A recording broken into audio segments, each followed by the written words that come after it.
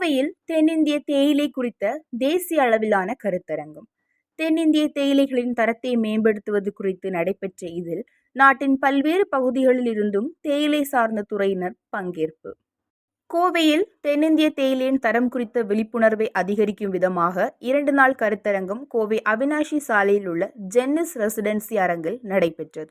கோயம்புத்தூர் தேயிலை வர்த்தக சங்கம், இந்திய தேயிலை வாரியம், தென்னிந்திய ஐக்கிய தோட்டக்காரர்கள் சங்கம், அகில இந்திய தேயிலை வர்த்தகர்கள் சங்கம் கூட்டமைப்பு மற்றும் கொச்சின் தேயிலை வர்த்தக சங்கம் ஆகியோர் இணைந்து நடத்திய இதில் இந்தியாவின் பல்வேறு பகுதிகளில் இருந்தும் தேயிலை உற்பத்தியாளர்கள், விற்பனையாளர்கள் என துறை சார்ந்தவர்கள் பலர் கலந்து கொண்டனர்.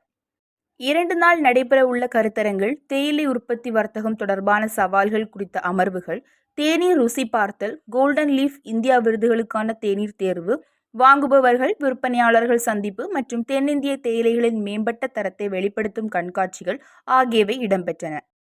கருத்தரங்கில் ஒருங்கிணைப்பாளரும் தென்னிந்திய தேயிலை ஏற்றுமதியாளர்கள் சங்கத்தின் தலைவர் தீபக் ஷா தலைமை தாங்கினார். விழாவில் பேசிய இந்திய தேயிலை வாரிய செயல் இயக்குனர் முத்துக்குமார், தென்னிந்திய தேயிலைகளின் தரம் குறித்து விழிப்புணர்வு ஏற்படுத்துவது அவசியம் என குறிப்பிட்ட அவர், இதில் தேயிலைகளின் செயற்கை வர்ணங்கள் சேர்ப்பதை தடுக்க அதிக அளவிலான சவால்கள் இருப்பதாக கூறினார். தென்னிந்திய தேயிலை வளமான பாரம்பரியம் மற்றும் நல்ல தரத்தால் உள்நாடு மற்றும் வெளிநாட்டு சந்தைகளில் நல்ல வரவேற்பு இருப்பதாக கூறிய அவர், ரஷ்யா, ஈரான் மற்றும் மத்திய கிழக்கு நாடுகளில் அதிக அளவில் ஏற்றுமதியாகி வருவதாக தெரிவித்தார். முன்னதாக காலையில் ரேஸ்கோர்ஸ் பகுதியில் தென்னிந்திய தேயிலையின் ஆரோக்கிய பயன்கள் குறித்து விழிப்புணர்வு வாக்கத்தான் நடைபெற்றது.